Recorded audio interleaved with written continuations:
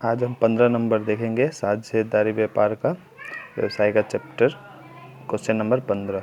पूजा, उत्तम और मिहिर क्रमशः 5,000 रुपया, 7,000 रुपया व 10,000 रुपये मूलधन लेकर एक साथ साझा व्यवसाय आरंभ किए एवं यह शर्त रखे कि पहला शर्त, व्यवसाय चलाने का मासिक खर्च 125 रुपया, हिसाब किताब रखने के लिए पूजा और उत्तम प्रत्येक को 200 रुपया मासिक दिया जाएगा।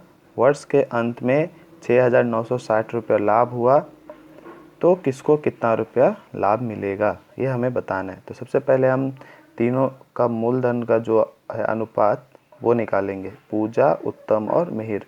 पूजा ने लगाया था 5,000, उत्तम ने 7,000 और मिहिर ने 10,000। तो ये 3 जीरो से ये 3 जीरो और ये 3 जीरो आपस में कट जाएंगे। तब हमारा अनुपात क्या हो जाएगा, 5:7:10 और अनुपातिक योग होगा 5 + 7 + 10 अर्थात 22। अब क्या है, वर्ष के अंत में कुल लाभ था हमारा 6,960 रुपया, लेकिन पहला शर्त हमें क्या कहा गया है कि व्यवसाय चलाने का मासिक खर्च जो है वो 125 रुपया होगा। तो व्यवसाय चलाने का अगर एक मास का खर्च या एक महीना का खर्च 125 रुपया है तो एक वर्ष का खर्च क्या होगा, 125 गुना 12।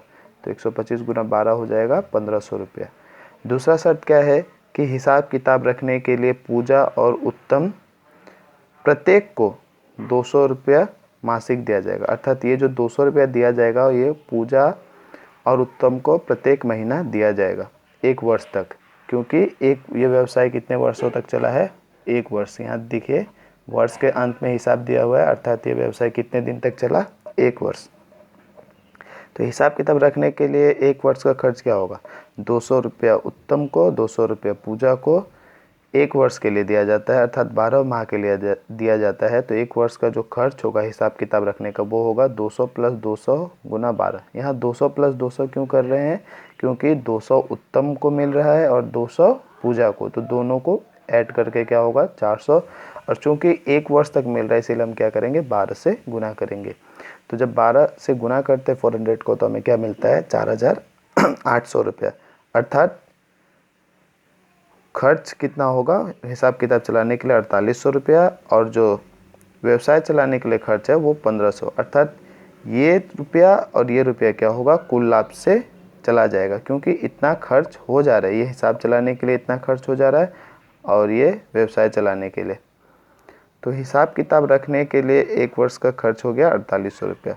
अर्थात वर्ष के अंत में पूजा और उत्तम को हिसाब किताब रखने के लिए 2,400 रुपया प्रत्येक को मिलेगा। अर्थात वर्ष के अंत में 2,400 रुपया पूजा को भी मिलेगा, 2,400 रुपया उत्तम को भी।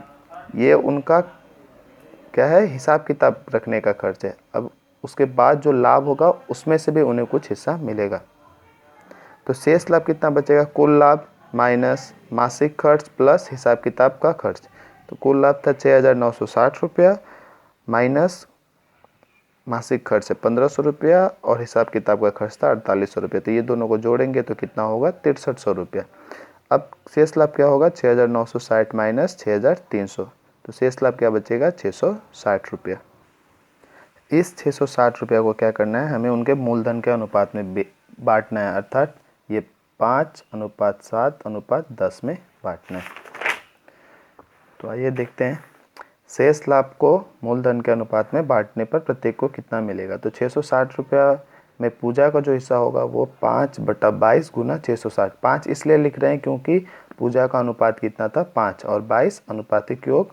और हमें पता ही है फॉर्मूला क्या होता है, जिसका हम निकालते हैं उसका अनुपात ऊपर, अनुपातिक योग नीचे और जो कुल लाभ होता है उसे गुना करते हैं।